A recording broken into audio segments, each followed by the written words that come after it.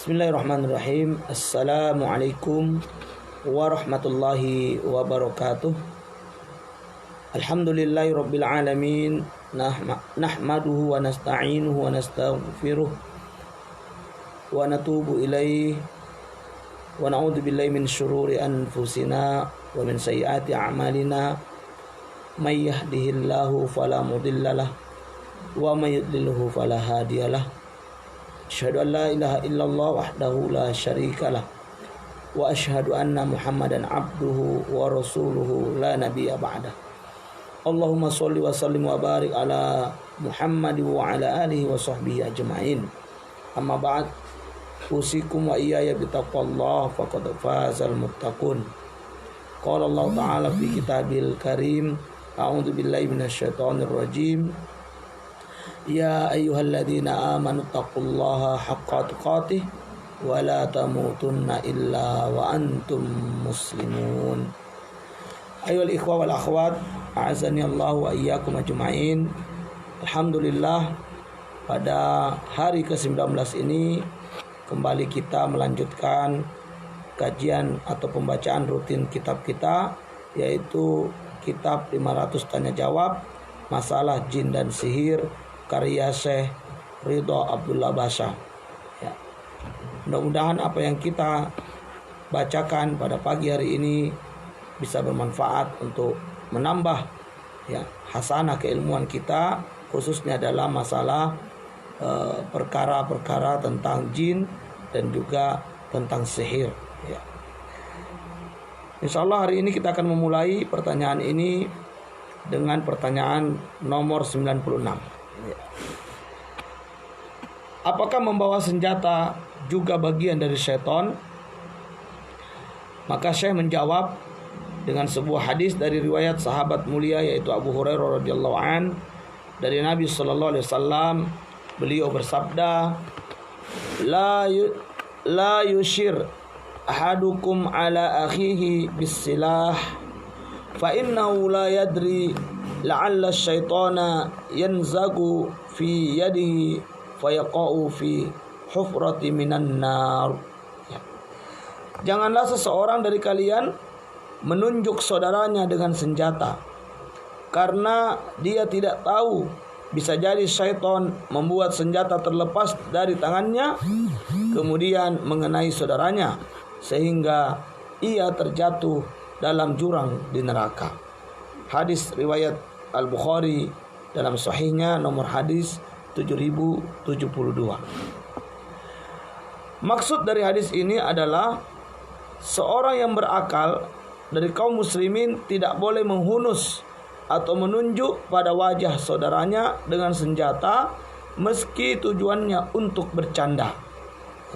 Karena bisa saja orang yang membawa senjata itu mengangkat senjatanya kemudian memukulkannya kepada saudaranya tanpa sengaja sehingga saudaranya pun terbunuh.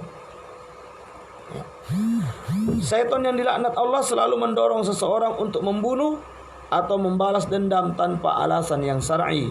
Dengan demikian ia pun masuk neraka jika Allah menghendaki hal itu terjadi. Maka kita harus menghindari membawa senjata tanpa ada alasan yang benar, terutama dalam pesta-pesta pernikahan, pemilihan umum, tempat berkumpulnya manusia, pasar-pasar atau mal dan lain sebagainya. Karena tempat-tempat seperti ini biasanya dihadiri setan dan dia menimbulkan suatu kejadian yang tidak diinginkan. Ya. Jadi ikhwan wal akhwat yang dimuliakan oleh Allah Subhanahu wa taala, ya, membawa senjata, ya, ini merupakan hal yang tidak perlu dilakukan manakala bukan dalam kondisi-kondisi yang memang itu dibutuhkan untuk dibawa. Ya, lain halnya dalam perang. Dalam perang tidak ada senjata, itu bukan ingin berperang namanya, ingin bunuh diri. Ya, dalam perang memang harus ada senjata. Ya, apapun senjata yang bisa kita usahakan, maka hendaknya kita bawa dalam perang itu. Namun di luar itu, ya, misalnya ke tempat-tempat keramaian, ke pesta pernikahan, ke pasar, ke mall, ya, di mana di situ tempat-tempat manusia berkumpul untuk sebuah acara, maka tidak dianjurkan membawa senjata.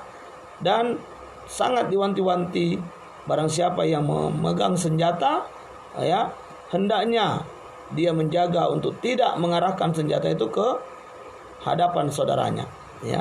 Tidak mengarahkan senjata itu, ya, ke arah saudaranya, karena bisa jadi setan akan, ya, melakukan sesuatu hal yang membuat, ya, orang yang memegang senjata tadi tanpa sengaja melakukan atau mencederai saudaranya, ya, dan bisa membunuh. Sehingga dengan itu maka jika terjadi, ya, jadilah orang tersebut, ya, masuk ke jurang neraka karena sebab membunuhnya jiwa yang tidak berdosa, ya. Ikhwan wal akhwat yang dimulakan oleh Allah, ini diantara adab, ya, adab yang diajarkan oleh agama kita tentang bagaimana bermuamalah, ya, dengan sesama.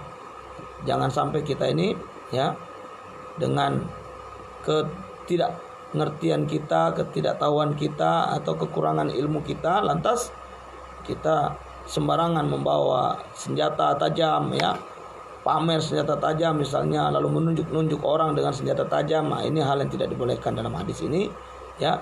Dikhawatirkan setan akan mengambil kesempatan untuk membuat terjadinya sebuah musibah, ya.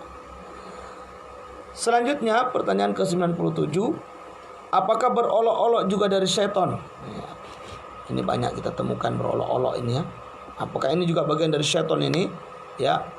Saya menjawab dengan sebuah hadis juga, yaitu dari Sa'id bin Al-Musayyib rahimahullah. Ya. Dia berkata,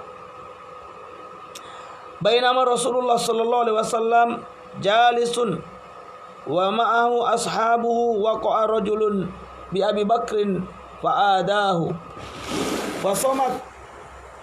fasamatan Abu Bakrin thumma adahu thaniyah fasamata anhu Abu Bakrin thumma adahu thalitha fantasara minhu Abu Bakrin faqama Rasulullah sallallahu alaihi wasallam hina intasara Abu Bakar faqala Abu Bakrin awajadta alayya ya Rasulullah faqala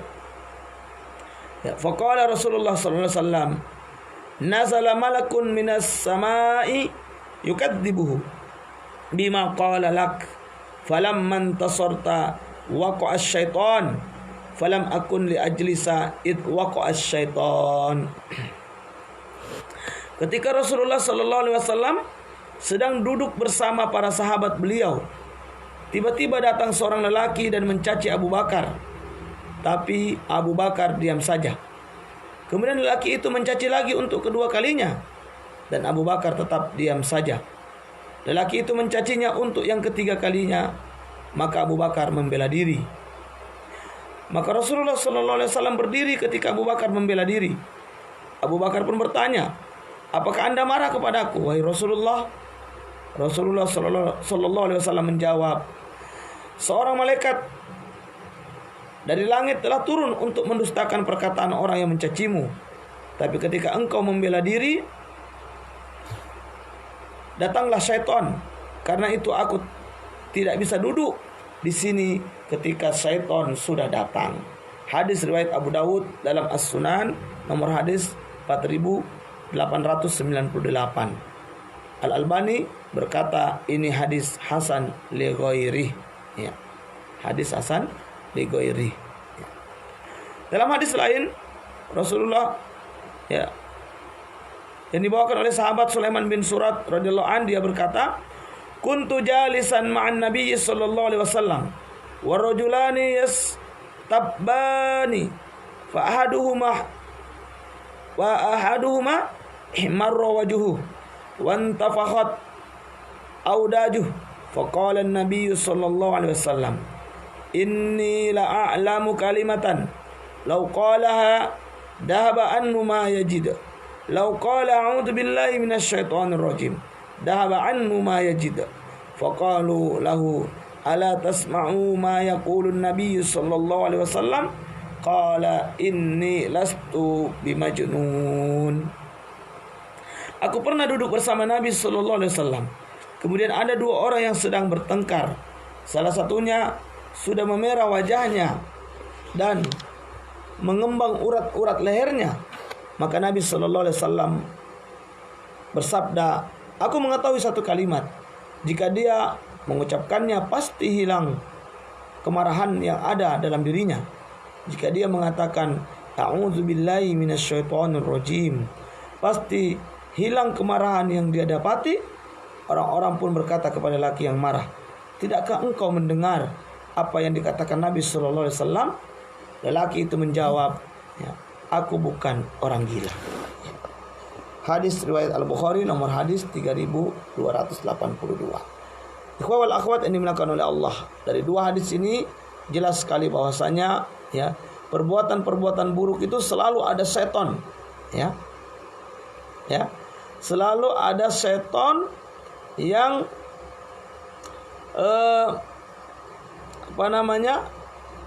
berusaha ya untuk mengambil kesempatan, ya.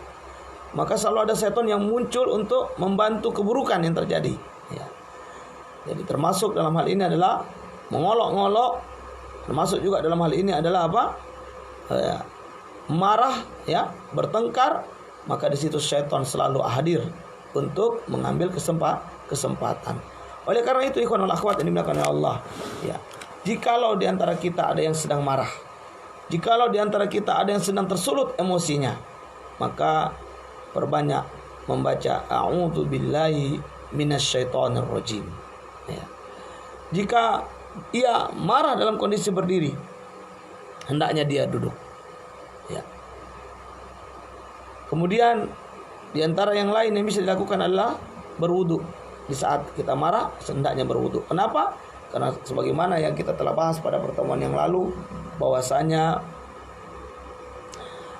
orang yang marah itu, ya, atau amarah itu datangnya dari setan, dan setan itu diciptakan dari api, dan tidak ada cara yang paling bagus, yang paling tepat untuk memadamkan api kecuali dengan menggunakan air. Maka berwudu akan memadamkan api yang datang dari setan yang di saat kita marah itu tersulut. Maka dengan kita berwudu, insya Allah amarah akan padam, ya, bismillah ta'ala, ya. Nah oleh karena itu, ya, jangan mengikuti, ya, keburukan-keburukan yang ada di sekitar kita, yang membuat setan semakin senang dan semakin betah berada di samping kita. Yaitu jangan mengikuti amarah, jangan suka mengolok-ngolok, ya. Dalam ayat jelas ya tentang mengolok-ngolok ini apa? Diingatkan oleh Allah. Ya, a'udzubillahi minasyaitonir rajim. Ya. Apa disebutkan oleh Allah? La yaskhar, ya, qaumun an qaum, ya. Wala nisaun, ya, min nisa, ya. La yaskhar qaumun min qaum, ya, wala nisaun min nisa. Ya. Janganlah satu kaum mengolok-ngolok kaum yang lain. Dan jangan juga, ya, para wanita mengolok-ngolok wanita-wanita yang lain, ya. Karena, ya, bisa jadi yang diolok-olok itu ternyata lebih baik kondisinya, lebih baik keadaannya dari yang mengolok-ngolok, ya. Dan tentu perbuatan mengolok-ngolok ini adalah perbuatan kesombongan, perbuatan, ya, yang dibangun di atas merendahkan orang lain, ya. Maka janganlah kita suka menjadi orang yang suka mengolok-ngolok, ya. Suka memberi julukan-julukan yang buruk kepada saudaranya, ya. Suka meremehkan orang lain, ya. Tentunya ikhwan wal akhwat yang dimuliakan oleh Allah, kita semua ini manusia yang lemah, ya.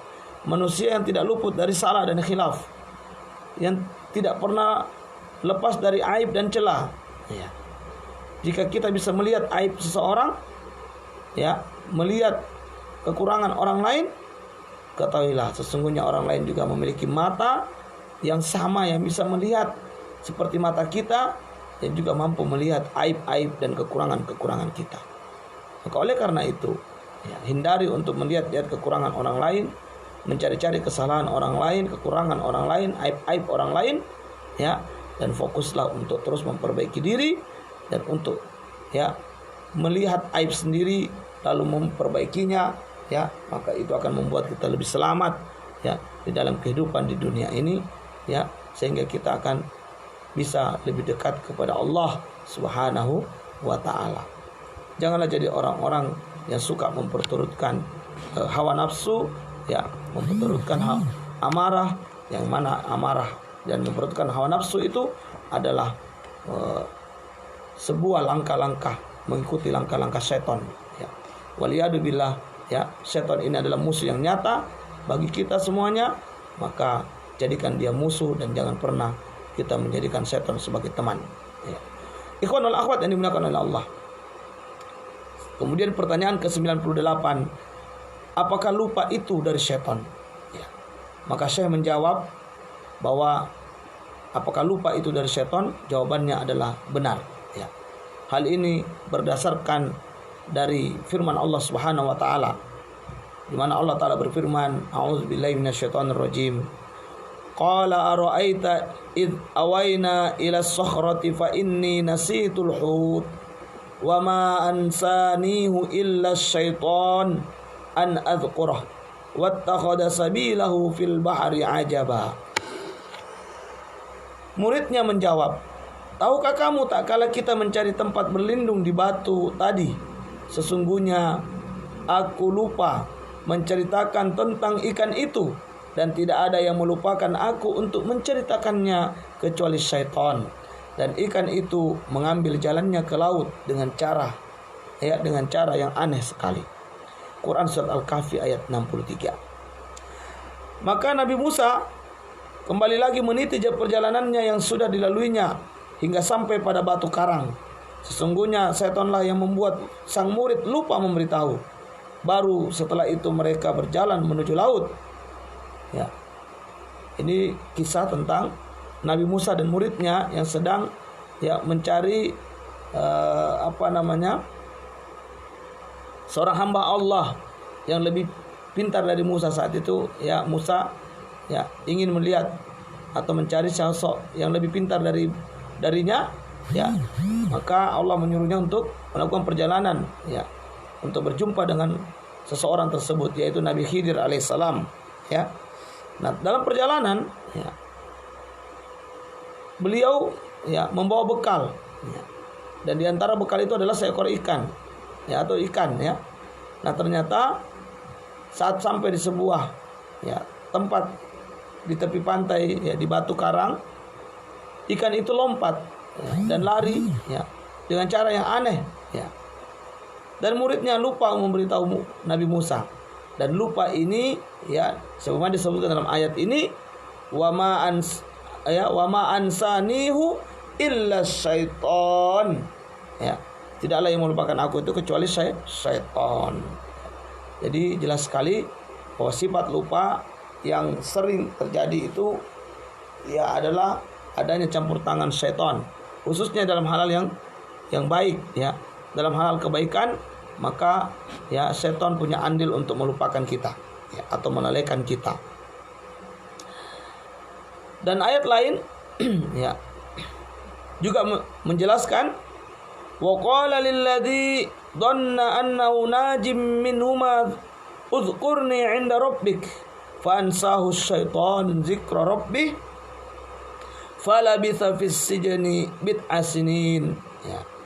Yusuf berkata kepada orang yang diketahuinya akan selamat di antara mereka berdua, terangkanlah keadaanku kepada tuanmu.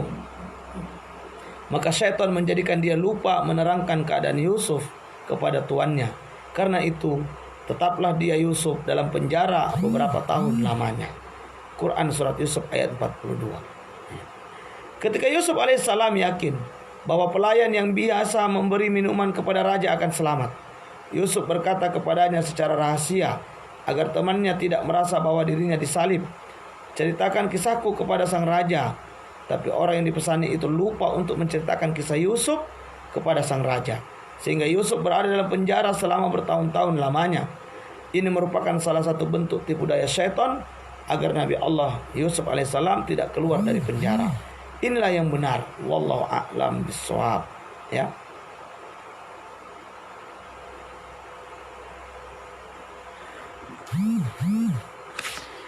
Dhamir atau kata ganti pada firman Allah, fa ansahu syaitanu dzikra rabbih, Maka syaitan menjadikan dia lupa menerangkan keadaan Yusuf kepada tuannya. Dia yang dimaksud di sini adalah pelayan yang selamat. Akhirnya Yusuf menetap di dalam penjara selama beberapa tahun. Dikatakan beberapa tahun di sini adalah 12 tahun atau 14 tahun. Dari lain bahwa sikap lupa datang dari syaitan adalah firman Allah. Istahwada alaihimus syaitan fa'ansahum dzikrullah ulaika hisbus syaitani ala inna hisbas syaitani humul khasirun. Syaitan telah menguasai mereka, lalu menjadikan mereka lupa mengingat Allah. Mereka itulah golongan syaitan. Ketahuilah bahwa golongan syaitan itulah golongan yang merugi. Quran surat Al-Mujadilah ayat 19. Maksud dari ayat ini, syaitan sudah menguasai mereka dan hati mereka, hingga syaitan membuat mereka lupa mengingat Allah Azza wa Jal. Ketahuilah, sesungguhnya orang-orang yang dikuasai syaitan adalah orang-orang yang merugi. Ikhwan wal akhwat yang dimuliakan oleh Allah Subhanahu wa taala. Maka sangat jelas sekali bagi kita kelupaan terhadap hal-hal yang baik, termasuk di dalamnya berzikir kepada Allah, mengingat kebesaran Allah Subhanahu wa taala, mengagungkan Allah Subhanahu wa taala. Ya, ini ada andil setan di dalamnya. Ya.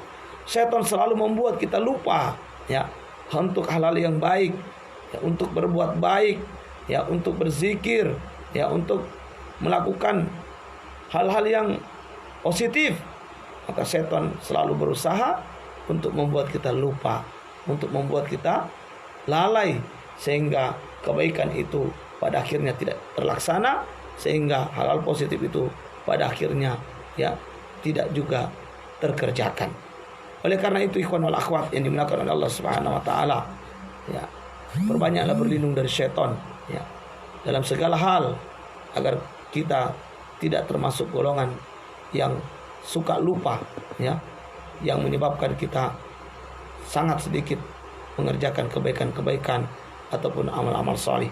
Bahkan ya dalam surat Al-Mujadilah ayat 19 Allah dengan tegas ya mengingatkan kepada kita bahwasanya ya kita bisa dikuasai setan kalau kita tidak berlindung dari keburukannya ya. Sehingga apa? Ketika orang ya telah dikuasai oleh setan, ya maka dia akan menjadi pelupa ya. Dalam artian lupa mengingat Allah. Dia akan lalai dari zikrullah ya. Senantiasa hari-harinya, waktunya ya hanya untuk hal-hal yang tidak bermanfaat, hal-hal yang melalaikan, hal-hal yang tidak bernilai pahala ya. Bahkan kebanyakannya ya isinya adalah dosa-dosa, kemaksiatan ya. Hura-hura ya, senda gurau, yang semua itu hanya melalaikan dan membuat hati mati, hati mengeras. Sehingga kalau ini terjadi, maka orang ini akan dikuasai oleh setan, dan jika sudah dikuasai setan, maka dia akan merugi. Ala inna hisballahi humul khasirun. Ketahuilah sesungguhnya golongan setan itu adalah golongan yang akan merugi. Wal'iyadu billah. Selanjutnya pertanyaan ke-99. Apakah setan akan datang saat seseorang dalam kondisi sakaratul maut? Saya menjawab dari Nabi sallallahu alaihi wasallam. Beliau bersabda, "Inna syaitana ya'ti ahadakum inda mautih fayaqul mut yahudiyan au mut nasraniyan." Sesungguhnya setan mendatangi salah seorang dari kalian saat hendak meninggal. Dia berkata, matilah dalam kondisi Yahudi atau matilah dalam kondisi Nasrani. Hadis riwayat At-Tirmizi dan An-Nasai.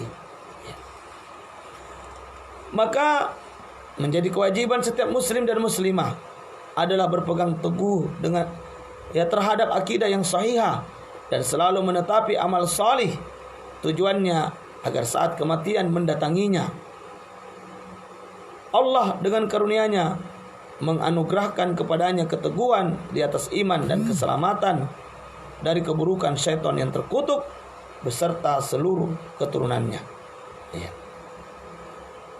Ikhwati fillah, ya, bahwa memang ya setan itu akan datang saat kita sakaratul maut untuk terus membuat kita menjadi kufur, ya, menggoda kita untuk mati Yahudi atau mati Nasrani.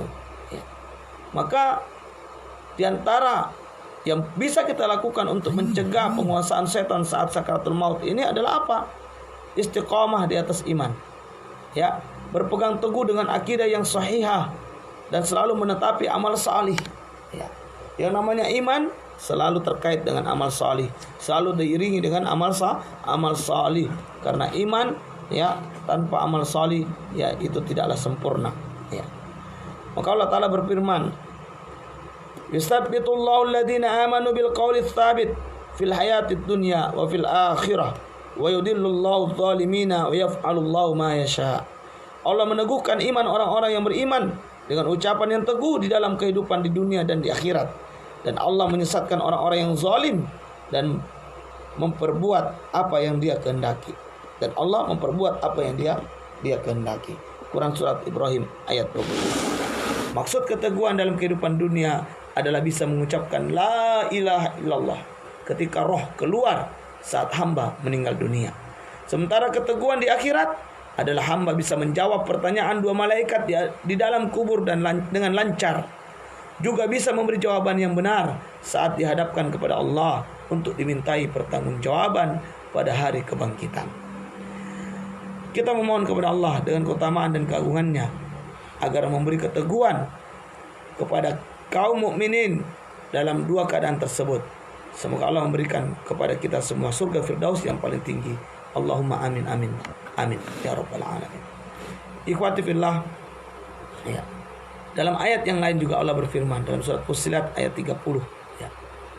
Innal ladzina qalu rabbunallah tsumma istaqamu tatanazzalu alaihimul malaikah alla takhafu wa la tahzanu wa abshiru bil jannati allati kuntum tu'adun.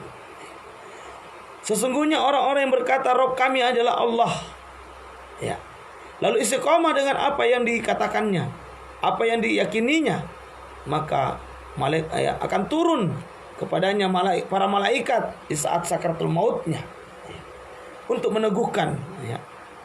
Malaikat ini berkata kepadanya, Allah takhafu wa la tahzanu, ya, janganlah kamu merasa takut dan juga tidak perlu bersedih, ya. Wa abshiru bil jannati allati kuntum tu'adun, dan bergembiralah kamu, ya, dengan surga yang telah dijanjikan. Orang-orang yang beriman kepada Allah, berikrar, ya, mengaku beriman, mentauhidkan Allah Subhanahu wa taala, lalu dia istiqamah dengan iman dan tauhid itu, maka insya Allah saat sakaratul maut malaikat akan datang untuk menguatkan dan meneguhkan, ya, dia sehingga dia akan wafat atau meninggal dalam kondisi husnul khatimah. Insya Allah setan tidak akan mampu menggodanya, tidak mampu menyesatkannya, karena adanya malaikat yang membantu meneguhkan hatinya, meneguhkan imannya, meneguhkan lisannya untuk mengucapkan kalimat thayyibah, ya, dan juga kelak Allah pun menguatkannya untuk menjawab pertanyaan-pertanyaan para malaikat di alam kubur dan juga saat berhadapan dengan Allah Subhanahu wa taala. Oleh karena itu, ikhwan wal akhwat yang dimuliakan oleh Allah, mari sama-sama kita selalu berusaha saling nasihat menasihati, saling mengingatkan satu sama lain untuk terus istiqamah, ya, terus continue di dalam iman dan amal salih, ya, selalu berusaha memperbaiki diri dari hari ke hari, terus, ya, melakukan perbaikan-perbaikan, menambah ilmu, menambah amal, ya, menambah, ya, tekad untuk terus berada di jalan yang Allah ridhai, yaitu mengikuti petunjuk agama Islam yang sama-sama kita cintai ini. Ya, mudah-mudahan Allah menjaga kita dari kesesatan dan menjaga kita dari penguasaan setan, sehingga kita bisa istiqamah dan bisa wafat dalam keadaan husnul khatimah, dan kita pada akhirnya akan menjadi penghuni surganya Allah Subhanahu wa ta'ala. Ikhwan wal akhwat yang dimuliakan oleh Allah, selanjutnya ya, pertanyaan ke-100 pada pagi hari ini. Apakah ada doa tertentu yang bisa menyelamatkan saya dari setan saat kematian menjemput? Ya. Maka saya menjawab sebuah hadis dari Abu Yasar radhiyallahu an. Dia berkata, Rasulullah sallallahu alaihi wasallam biasa mengucapkan doa ini. Allahumma inni a'udzubika minal hadmi wa a'udzubika minat taraddi wa a'udzubika minal gharqi wal haraqi wal harami wa a'udzubika an yatakhabbatani asy-syaitan 'indal maut wa a'udzubika an amuta fi sabilika mudbiran wa a'udzubika an amuta ladiqan. Ya Allah, aku berlindung kepadamu dari keruntuhan, terperosok, tenggelam, terbakar, usia sangat lanjut, dan aku berlindung kepadamu dari godaan syaitan ketika hendak meninggal dunia. Juga berlindung kepadamu jika aku mati dalam keadaan melarikan diri dari medan perang dan mati karena terpatok ular. Hadis ya disahihkan oleh Syekh Al-Albani dalam Sahih Al-Jami' nomor 1282 dan juga Sahih Abu Dawud ya nomor hadis 1552 dan Sahih An-Nasa'i nomor hadis 5548.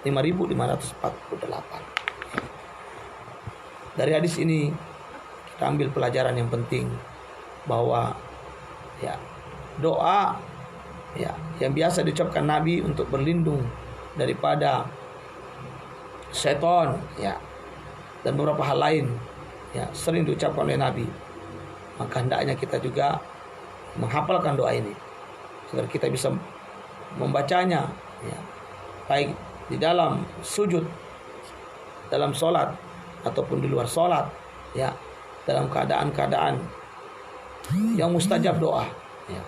Maka bacalah doa ini karena doa ini sangat ya membantu kita untuk terbebas atau lepas dari gangguan setan saat sakaratul maut. Dan di antara isi doa ini ada beberapa hal juga yang sangat bagus, yaitu di mana Rasulullah mengatakan, ya Allah, ya, aku berlindung kepadamu dari keruntuhan, ya, dari longsor, ya, ya, dari keruntuhan bangunan, ya, terperosok, jatuh ke jurang, ya, tenggelam, terbawa arus, banjir dan sebagainya, terbakar. Ya. Kemudian Nabi juga berlindung dari usia lanjut. Ya. Kenapa? Karena memang usia lanjut ini tidak baik. Kalau kita terlalu panjang umur, lalu dalam kondisi kita sudah tidak sehat, ya, hidup di atas kursi roda, di pembaringan, ini hanya akan menjadi beban bagi keturunan kita, anak-anak keturunan kita. Ya. Dan kita pun tidak mampu lagi melakukan ibadah-ibadah yang maksimal. Maka usia lanjut ini tidak baik. Ya. Maka Nabi pun berlindung dari usia lanjut. Ya. Lebih baik kita ya berusia yang standar. Ya. Agar kita tidak membebani generasi di bawah kita, anak-anak, cucu-cucu kita. Ya. Orang-orang yang kemudian ya, wafatnya tidak melalui masa panjang sakit misalnya, ya, masa panjang terbaring misalnya, ya, terduduk, ya, maka itu jauh lebih baik baginya. Ya. Hidup sehat sampai hingga Allah wafatkan. Ya. Maka Nabi berlindung dari usia lanjut, yang sangat lanjut ya, yang sudah renta, yang membuat semua lemah, ya, tidak bisa lagi mandiri ya. Dan aku berlindung kepadamu dari godaan setan ketika hendak meninggal dunia. Nah ini yang inti dari pembahasan ini, bahwa Nabi berlindung dari godaan setan saat akan meninggal dunia. Nabi juga berlindung dari mati, yaitu mati karena lari dari medan perang. Ketika ada jihad dikumandangkan, ketika terjadi jihad fisabilillah, perang antara hak dan batil, perang antara orang-orang beriman dengan orang-orang kafir, maka Nabi berlindung untuk jangan sampai lari dari perang tersebut saat perang itu terjadi. Karena lari dari medan pertempuran itu adalah dosa besar. Ya, dosa besar. Maka Nabi berlindung saat terjadi perang antara hak dan batil, antara mukmin dan kafir. Nabi berlindung agar tidak lari dari medan perang. Kemudian Nabi juga berlindung dari mati terpatok ular. Mati terpatok ular. Ini di antara beberapa hal yang Nabi berlindung darinya, yaitu berlindung dari keruntuhan, bangunan rubuh atau kena longsor gitu ya. Nabi juga berlindung dari terperosok ke jurang, jatuh ke lembah misalnya naik kendaraan kita jatuh ke jurang, itu kita mohon kepada Allah untuk dilindungi dari hal semacam itu. Nabi juga berlindung dari tenggelam, musim banjir misalnya, terseret arus bah misalnya, tsunami dan sebagainya. Nabi berlindung juga dari terbakar. Ini semua musibah yang ada di tengah-tengah kita, ikhwah wal akhwat. Bahkan Nabi berlindung dari usia sangat lanjut, yang itu hanya akan menyusahkan orang lain. Maka ini semua merupakan hal-hal yang kita jumpai di tengah-tengah kehidupan kita. Maka mari perbanyak doa ini. Mudah-mudahan Allah menjadikan kita hamba-hamba yang selamat dari apa yang didoakan oleh Nabi ini. Silakan kita hafalkan bersama dan bisa menjadi hal yang bermanfaat untuk kehidupan kita di dunia hingga kita wafat nanti dalam kondisi wafat yang terbaik, wafat dalam kondisi husnul khatimah, membawa iman dan amal soleh kita menghadap Allah Subhanahu wa ta'ala. Ikhwan wal akhwat yang dimuliakan oleh Allah, inilah beberapa pertanyaan yang bisa kita bacakan pada kesempatan hari ini. Mudah-mudahan ada manfaat bagi saya dan bagi kita semuanya. InsyaAllah semoga setiap apa yang kita kaji ini Allah berikan pemahaman terbaik. Dan jangan lupa untuk berbagi dengan orang-orang lain, karena berbagi ilmu tidak akan pernah mengurangi ilmu itu sendiri, tidak akan pernah membuat kita terlihat bodoh. Justru dengan berbagi ilmu kita akan semakin memiliki wawasan yang lebih luas dan juga akan memiliki amal jariah atas apa yang kita sampaikan kepada orang lain dari kebenaran. Dan jika diamalkan oleh saudara kita yang lain, maka kita pun mendapat bagian pahala dari amal-amal saudara kita tanpa mengurangi pahala dari yang mengerjakannya. Hadanallahu wa iyyakum ajma'in. Subhanaka Allahumma bihamdik, asyhadu an la ilaha illa anta, astaghfiruka wa atubu ilaik. Billahi taufiq wal hidayah. Wassalamu alaikum warahmatullahi wabarakatuh.